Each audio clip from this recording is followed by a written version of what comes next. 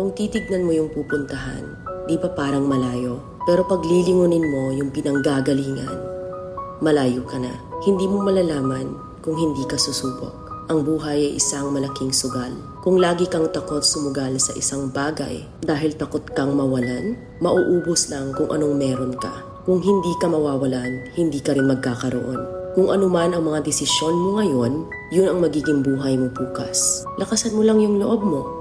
Dahil ang mundong to, aapakan lang ang mga mahihina. Ibangon mo palagi ang sarili mo.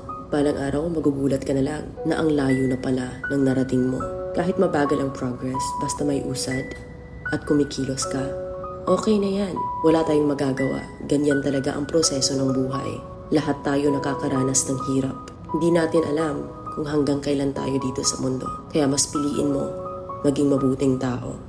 Ang pinakayaman na maituturing natin sa sarili ay ang ating mga pangarap. Kapag handa kang abutin